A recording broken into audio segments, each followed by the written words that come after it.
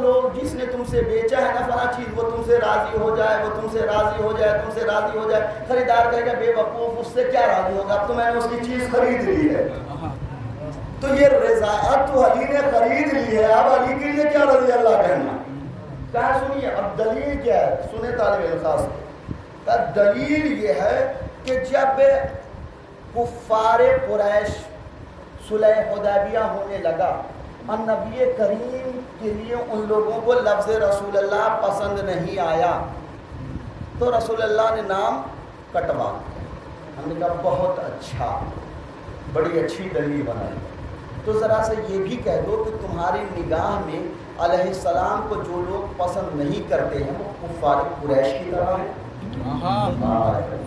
سبحان اللہ۔ یہ بھی کہہ دو کہ وہ لوگ کفار قریش کی طرح ہیں، پھر دیکھیں جن کی حمایت کرتے وہ تمہارا کتنا ساتھ دیتے ہیں۔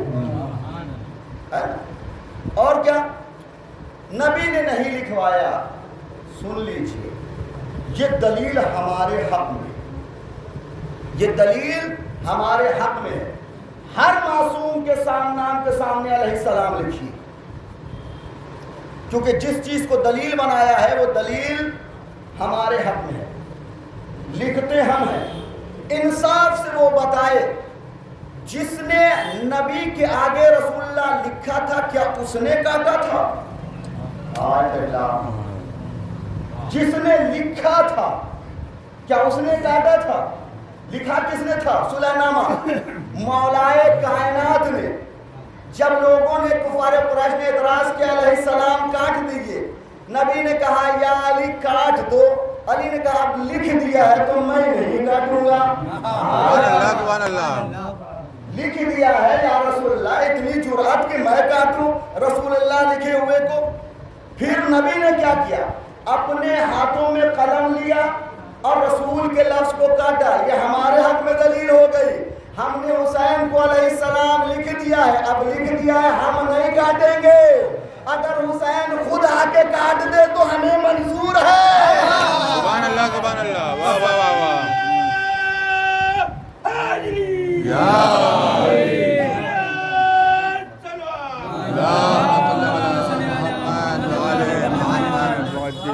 ہم نہیں کاٹیں گے۔ اگر علی نے اپنے ہاتھوں سے کاٹا ہوتا تو ہم بھی کاٹ دیتے۔ علی نے نہ کاٹ کے بتا دیا دیکھو ایسا اعتراض ہمارے نام کے ساتھ بھی آئندہ ہوگا، خیال رکھنا، تم نہ کاٹنا۔ وارث محمد آئے، میرا وارث آئے، اس کی مرضی، وہ چاہے تو کاٹے۔ لیکن میں نے تاریخ میں عجیب و غریب جملہ دیکھا ہے، وارث محمد آنے کے بعد یہ لکھے ہوئے علیہ السلام کو نہیں کاٹے گا بلکہ ان کو کاٹے گا جنہیں علیہ السلام پہ اعتراض ہے۔ سبحان اللہ، سبحان اللہ۔ ان کو کاٹے گا جنہیں علیہ السلام پہ اعتراض ہے۔ اور یہی نہیں، وہی لوگ نہیں جو زندہ رہ جائیں گے بلکہ وہ تو اتنا بڑا کرشمائی ہوگا، اتنا بڑا معجز نما ہوگا، اتنا بڑا اعجازی ہوگا کہ جو لوگ معترض سو گئے ہیں انہیں بھی نکال کے کاٹے گا تاکہ پتہ چل جائے یہ وہی لوگ ہیں جنہیں علیہ السلام پہ اعتراض تھا۔ اللہم صل علی محمد وعلی محمد۔ تو یہ تو ہمارے حق میں دلیل ہے۔ یاد رکھیے بات عوام کے لیے کہہ رہا ہوں، منبر پہ بٹھانے سے پہلے یہ اگر دیکھ رہے ہیں کہ یہ باصلاحیت ہے کہ نہیں، صاحب علم ہے کہ نہیں، تو ساتھ میں یہ بھی دیکھیے کہ وہ صحیح العقیدہ ہے کہ نہیں۔ سبحان اللہ، سبحان اللہ، واہ واہ واہ واہ۔ یہ بھی دیکھ لیجئے کہ اس کا عقیدہ صحیح ہے کہ نہیں۔ اس لیے ابلیس فرشتوں کے صف میں رہتا تھا، ہے نا، اور ایسا گھلا ملا رہتا تھا کہ فرشتوں کو بھی پتہ نہ چل سکا۔ تو بھیا دیکھ لیجیے گا کہیں کوئی ابلیس نما ہمارے درمیان میں تو نہیں ہے کہ کہیں عقیدہ اتنا خراب ہو کہ ہر چیز کے لیے کہے یہ نہیں، یہ نہیں، یہ نہیں۔ میں کہا کرتا ہوں جتنا محنت تم لوگ عزاداری پہ اعتراض کے لیے کرتے ہو، اتنی ہی محنت یزیدیت پہ اعتراض کے لیے کر دیتے؟ خدا کے لیے بہت قیمتی جملہ تھا، جتنی محنت عزاداری پہ اعتراض کے لیے کرتے ہو اتنی ہی محنت تم نے یزیدیت کے اوپر کر دیا ہوتا تو آج تمہارے ہی پاکستان میں یزید امیر المومنین کا نعرہ نہ لگتا۔ سبحان اللہ۔ بہت خیال، صحیح العقیدہ ہونا بھی بہت زیادہ ضروری ہے۔ دیکھ لیجئے کہ آنے والے کا عقیدہ صحیح ہے کہ نہیں ہے۔ اور دیکھیے میں ایک واضح سے بات کہوں، کس کا عقیدہ کیسا ہے آپ اس کے سامنے کوئی گفتگو نہ کیجئے، بس اہل بیت کی گفتگو کیجئے، پتہ چل جائے گا اس کا عقیدہ کیسا ہے۔ اس لیے کہ اہل بیت کا ذکر اتنا عظیم ہے کہ وہ بتا دیتا ہے کون اپنا ہے کون پرایا ہے۔ بہت ہوشیار رہیے گا، جو حالات ممبر پہ نہ بٹھائیے گا، آیت پڑھے تو غلط، تفسیر کرے تو منمانی، نہ ایسے افراد بھی نہیں ہونے چاہیے، پڑھے لکھے افراد ہونے چاہیے، صحیح العقیدہ ہونے چاہیے۔ یہ نہ ہو کہ آگے کوئی جاہل کسی مرجع کی توہین کرتا رہے،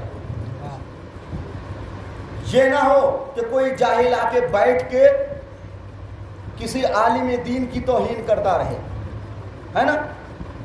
یہ بھی نہ ہو کہ امامہ اتنا بڑا ہو عقیدے میں ابو موسیٰ اشعری۔ سبحان اللہ سبحان اللہ یا علی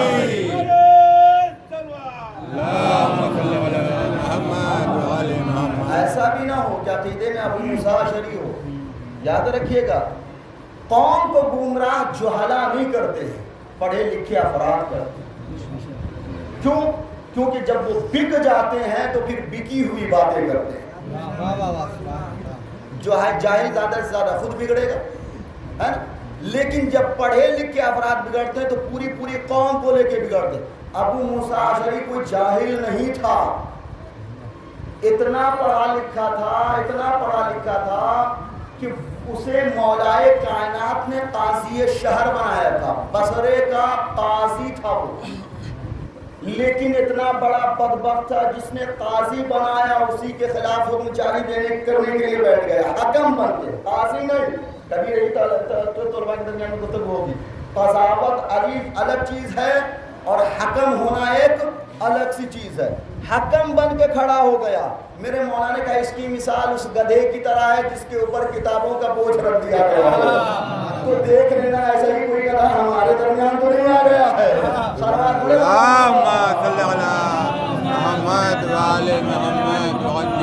صحیح العقیدہ ہونا بھی بہت ضروری ہے۔ اور یاد رکھیے، جب کوئی انسان صاحب عقیدہ ہو، جس کا عقیدہ بہتر ہو اور وہ صاحب علم بھی ہو، تو یاد رکھو وہ کبھی اہل بیت کے چاہنے والوں سے بحث نہیں کرتا، وہ کبھی اہل بیت کے چاہنے والوں کو چیلنج نہیں کرتا ہے، وہ دشمنان اہل بیت کو چیلنج کرتا ہے۔ 3 سال پہلے میں نے یہ جملہ اسی ممبر سے پڑھا تھا، آج پھر دوہرا رہا ہوں۔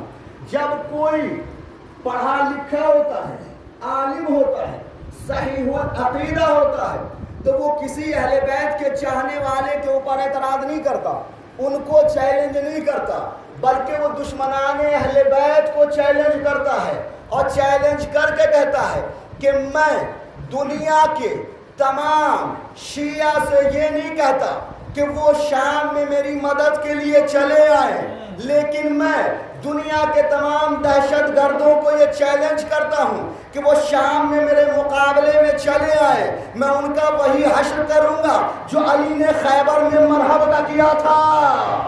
سبحان اللہ سبحان اللہ۔ کس نے کہا تھا یہ جملہ؟ حسن نصر اللہ، اس زمانے کا مختار کہہ لیجئے، اس زمانے کا مالک اشتر کہہ لیجئے، لیکن جیسے ہی اس نے یہ چیلنج کیا کہ میں دشمنان اہل بیت کو، تمام دہشت گردوں کو یہ چیلنج کرتا ہوں کہ وہ شام میں میرے مقابلے میں چلے آئے، میں ان کا وہی حشر کروں گا جو علی نے خیبر میں مرحب کا کیا تھا، نتیجہ کیا ہوا؟ وہاں سے بھاگنے لگے، وہاں سے فرار کرنے لگے۔ جملہ دے رہا ہوں، وہاں سے فرار کرنے لگے. وہ افراد جن کے ساتھ میں جن کا سپورٹ کرنے والا امریکہ بھی تھا, اسرائیل بھی تھا, سو کالڈ مسلمان یہودی نما کون سعودی عرب کی حکومت بھی تھی, وہ لوگ ایک حسن نصر اللہ کے چیلنج سے فرار کرنے لگے. میں کہتا ہوں ابھی تو حسن نصر اللہ آیا ہے, تب بھاگ رہے ہو, جب حجت اللہ آئے گا تب کہاں جاؤ. صلوات پڑھے پر محمد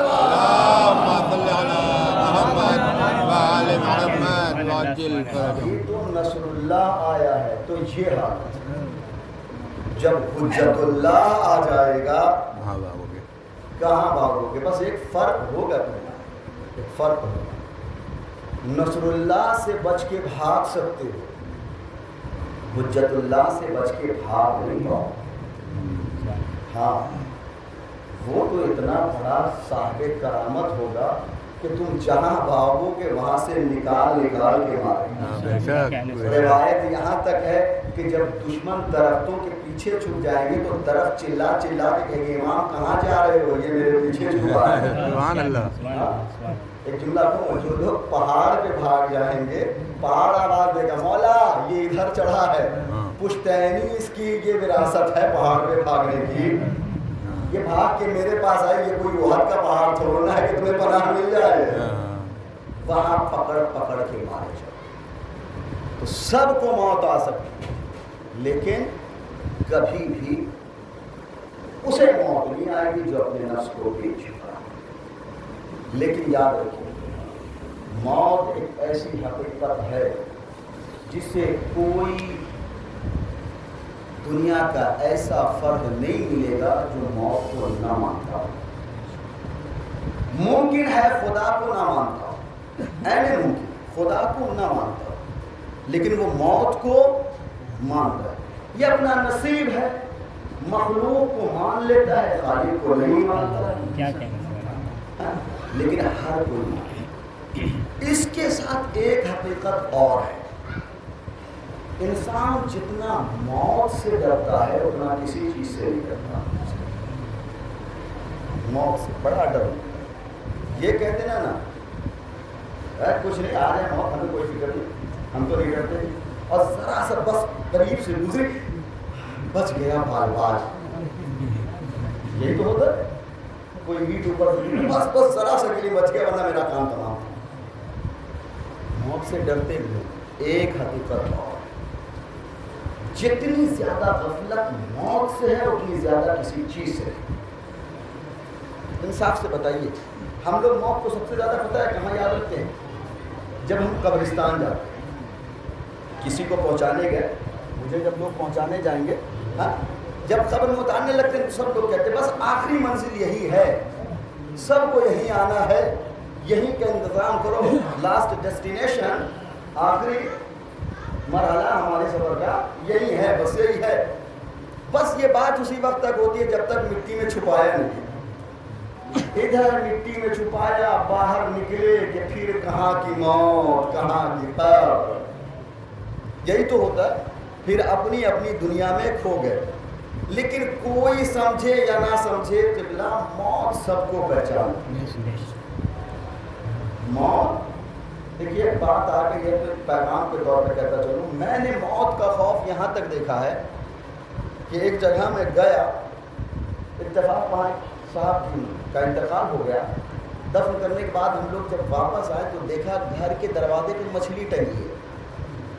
کیا خیریت؟ کہاں اس کی بو سے ملک الموت نہیں آئی. ہاں اس کے بو سے ملک الموت. میں نے کہا اگر یہ مچھلی اتنی کرشمائی ہوتی تو پھر اسے ہی موت نہ آتی. یہ سب ایک بہانے بازی ہے. موت آنی ہے, چاہے کوئی بھی بہانہ کر لو, کہیں بھی بھاگ جاؤ.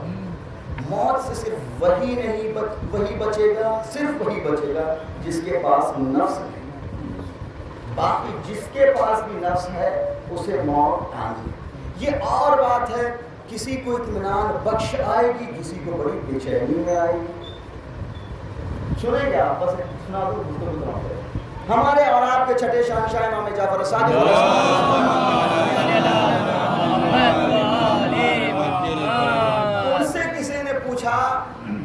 ذائقہ موت کیا ہے؟ ذائقہ موت کیا ہے؟ آپ نے فرمایا ذائقہ موت میرا جد علی ہے. ذائقہ موت میرا جد علی ہے. جیسی یہ حدیث میں نے پڑھی نا تب میری سمجھ میں آیا کہ اچھا کچھ لوگوں کے لیے موت کٹھن کیوں ہو جاتی ہے, کچھ کے لیے آسان کیوں ہو جاتی ہے. ہاں موت کے لیے دو طریقے کی روایت ہے. ہاں ایک یہ ہے کہ موت روح جسم سے ایسے نکلتی ہے جیسے پھولوں سے خوشبو, پتہ ہی نہیں چلتا. اور قرآن کیا بیان کر رہا, اوفو ملک الموت آتا ہے, منہ پہ ہاتھ مارتا, زور سے تماچا مارتا, اور پھر روح ایسے نکالتا ہے کہ روایت آگے بڑھتی ہے کہ جیسے کسی کانٹے دار درخت پہ باریک ریشم کی چادر ڈال کے کھینچا جائے تو جیسے اس کے ایک ایک ریشے ٹکڑے ٹکڑے ہو جاتے ہیں, وہ حالت ہو جاتی ہے مرنے والی. اب جب میں نے یہ والی روایت پڑھی نا تو میری سمجھ میں آیا کہ اچھا یہ آسانی کس کے لیے ہوتی ہوگی اور یہ پریشانی کس کے لیے ہوتی ہوگی.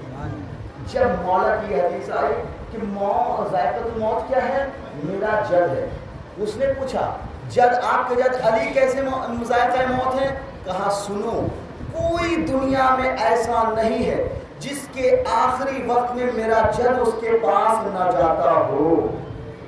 جس کی بھی روح قبض ہوتی ہے, چاہے مومن ہو, منافق ہو, کافر ہو, مشرک ہو, چاہے یہ تینوں کم بخت ہو یا ایک بیچارہ مومن ہو, کوئی بھی ہو, ان تینوں کے سرحانے بھی علی آتے ہیں, مومن کے پاس بھی آتے ہیں. اب سمجھے جو مومن ہے وہ علی کی محبت کا ذائقہ چکھتا ہے, وہ اس کے ذائقے میں کھو جاتا ہے, اسے پتہ ہی نہیں چلتا ہے کب روح نکال لی گئی. کسی مومن سے پوچھئے علی کی محبت کا ذائقہ کیسا ہے, وہ کہے گا دنیا میں کوئی چیز ایسے ہی نہیں ہے, کوئی چیز ہے ہی نہیں جس کی نسبت میں علی کی محبت سے دے سکوں. تو اس کے لیے موت شیریں ہو جاتی ہے. لیکن جن کے بغض میں, جن کے دلوں میں علی کا بغض ہے, علی سے دشمنی ہے, علی کی دشمنی کا زہر بھرا ہوا ہے, تو عزیزو یاد رکھو دنیا میں کوئی زہر ایسا نہیں ہے جو میٹھا ہوتا ہو, سارے زہر کڑوے ہوتے ہیں. اب سمجھ میں آیا موت کچھ کے لیے میٹھا ہے, کچھ کے لیے کڑوا ہے. وجہ یہ ہے کچھ کے لیے علی محبت ہے, کچھ کے لیے نفرت ہے. سبحان اللہ سبحان اللہ. اس وجہ سے ہوتی ورنہ کوئی اور. اب دنیا میں بس یہی افراد گزرے ہیں جنہوں نے موت کا مزہ اٹھایا. علی سے پوچھا گیا حیات کا کیا ذائقہ, حیات کا کیا ذائقہ؟ علی نے کہا ذائقۃ الحیات کالماء, زندگی کا مزہ پانی کی طرح. پوچھنے والے نے پوچھا پانی کی طرح کیسے؟ کہا تو نے وہ آیت نہیں پڑھی, اللہ نے کہا کل شیء احیا ومن الماء کل شیء احیا, اللہ نے ہر چیز کو پانی کے ذریعے سے زندہ کیا ہے. اس کا مطلب زندگی کا ذائقہ پانی, موت کا ذائقہ موتے نے بتایا, زندگی کا ذائقہ دادا نے بتایا. چلو بس یہی وہ گھرانہ ہے جسے یہ اختیار ہے کہ وہ کوئی بھی چیز بتا سکتے. کسی نے موت کا ذائقہ بتایا, کسی نے حیات کا ذائقہ بتایا. اگرچہ گفتگو کچھ اور چلی لیکن درمیان میں بات آ گئی, بڑے آرام سے مسائل کر دیا. دو جملے سنی اور پھر جس شاہزادی کو مسائل پڑھنے کے لیے کہہ گئے تو اس نے بھی اس کو کر دیا. اس لیے کہ یاد رکھیے کربلا مظلوم سب, ظلم سب پہ ہوا, لیکن جتنی زیادہ مجبور پورے کربلا کے واقعے میں مجھے دو شخصیت دکھی, اتنی زیادہ مجبور کوئی شخصیت نہیں دکھی. ایک سب سے زیادہ مجبور شخصیت ایک ماں تھی, دوسری سب سے زیادہ مجبور شخصیت ایک بیٹی تھی. ماں کی مجبوری کا یہ عالم تھا کہ اس نے اپنی تمام مجبوری کو دو جملے میں بیان کیا ہے. جب شہزادی نے کہا چلیے کربلا سے رہائی کے بعد مدینے چل گئے. کیا کہا؟ میں مدینے جا کے کیا کروں؟ میں مدینے جا کے کیا کروں؟ یہ جملہ بتا رہے ہیں اس شخصیت کے علاوہ کربلا سے جو بھی واپس گیا اس کا کچھ نہ کچھ بچ گیا تھا، لیکن یہ وہ شخصیت تھی جس کا کچھ نہ بچا تھا، سب اڑ گیا. کون؟ بیوی رہا، سب کچھ لوٹ چکا. زندگی رہی تو کبھی بیوی مکمل حیات پڑھوں گا، کوئی معمولی گھرانے کی شہزادی نہیں تھی. لیکن کربلا کے بعد جو عجیب و غریب زندگی گزارا ہے آپ اسے پڑھیے، وہ تڑپ جاتی. ایک یہ ماں تھی، دوسرے ایک بیٹی تھی. میں نے جب مقاتل کو پڑھنا شروع کیا، آپ نے بھی عموماً سنا ہوگا کہ ہمیں تعجب ہوتا ہے اللہ جانے بی بی زہرا پہ کون سے مسائل ڈالے گئے تھے کہ 18 سال کی عمر میں ضعیفہ ہو گیا، دیواریں پکڑ پکڑ کے چلے. لیکن میں سوچتا ہوں کم سے کم عمر 18 سال تک پہنچی، کربلا میں ایک بچی ایسی جس کی 4 سے 5 سال کی عمر ہے، زوف کا یہ عالم ہو گیا تھا کہ سر کے بال سفید ہو گئے. دنیا میں کسی 4 سال کی بچی کو دیکھا ہے؟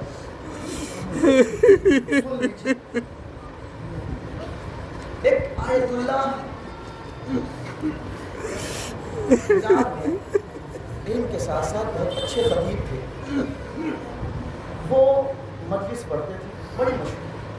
ایک روز انہوں نے مسائل شہزادی مولین کے پڑھے، ممبر سے اتر گئے. مجلس کے ایک کونے میں بیٹھا ہوا ایک آدمی روتا، ماتم ہوا وہ روتا، تبرک بڑھ گیا وہ روتا، یہاں تک کہ مومنین چلے گئے وہ روتا. آیت اللہ نے اسے بلوایا کہ بھائی کیا بات ہے، کوئی پریشانی کوئی چیز ہے تو کیوں رو رہا ہے؟ کہ دیکھو میں ہڈیوں کا ڈاکٹر ہوں.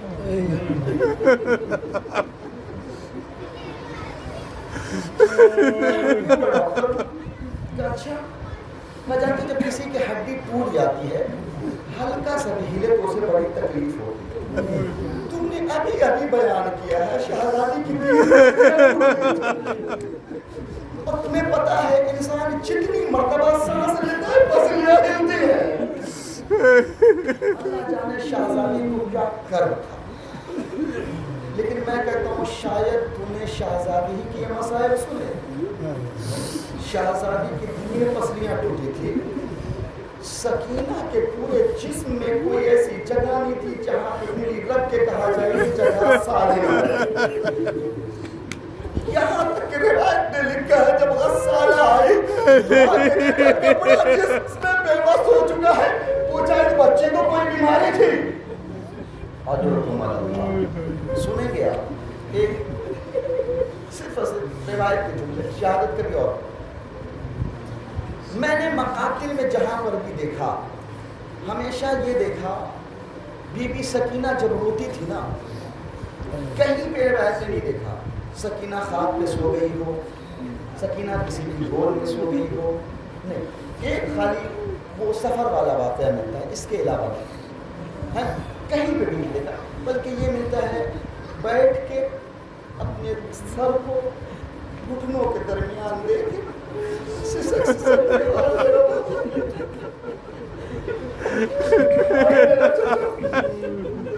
میرا بھائی علی اصغر کر کے روتا. میں سوچتا تھا یہ بچی آخر سوتی کیوں نہیں.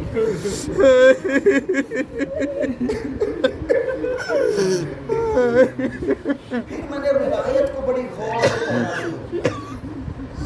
عزیزو سونے کا طریقہ یہ ہوتا ہے انسان یا پیٹھ کے بل سوتا ہے یا داہنی کروٹ سوتا ہے یا بائیں کروٹ سوتا ہے یا کبھی کبھی ممکن ہے کہ انسان शिकन के बल, पेट के बल भी सो जाए। जब मैंने इस रिवायत को गौर से पढ़ा, मैंने कहा सकीना सोए तो कैसे सोए?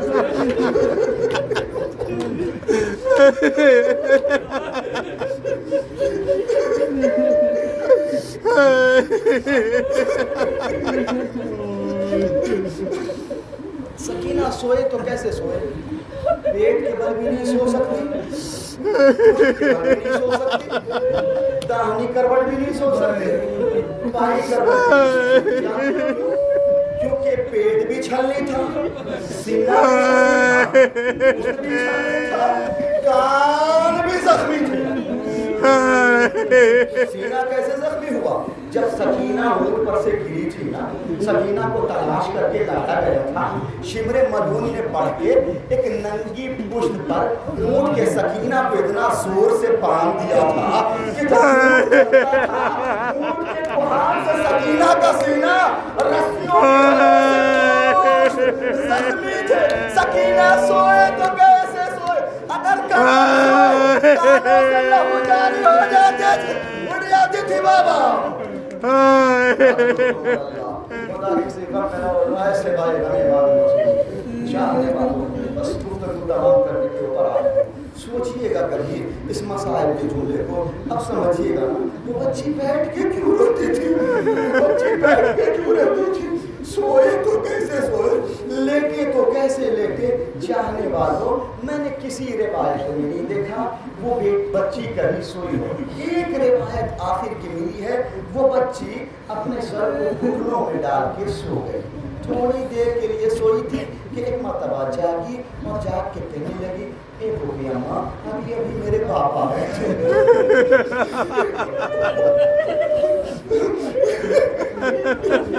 इसके अलावा मैंने कोई रिवायत नहीं देखी है कि जहाँ पे मिला वो बीबी कभी सोई कभी सोई। बस ये एक रिवायत है कि थोड़ी देर के लिए सोई थी, एक मर्तबा उठी, कहा भूखी अम्मा मेरे बाबा अभी अभी आए थे, मुझे अपने सीने से लगाया था। कहा सकीना तू परेशान ना हो, तू परेशान ना हो, अब बहुत जल्दी तू मेरे पास आने वाली है। एक भूखी अम्मा, लगता है मेरे बाबा मुझे लेने के लिए आ रहा है, सकीना हाय बाबा करके रोना शुरू की। ये आवाज बुलंद हुई, अहले हरम रोने लगे। पर रिवायत यजीद ने पूछा बच्ची क्यों रो रही है? कहा बाबा को ख्वाब में देखा था, ये बाबा उसके बाबा को सर दे दो, उसके बाबा का सर उसे दे दो। बाबा का सर आया, एक मर्तबा सकीना ने देखा, कहा मेरे बाबा गर्दन कटी हुई है, रगे लटक रही है। सकीना ने अपने लब को हुसैन के कटे हुए गले पे रखा, रख के कहती बाबा अभी तो आए थे, अभी तो बाबा तुमने मुझे कलेजे से लगाया था। बाबा सकीना को बड़ी नींद आ रही है, बाबा सकीना सोई नहीं है। अब जो सकीना सोई एक सज्जाद, अरे सकीना सज्जाद अब जो शाने को पकड़ा,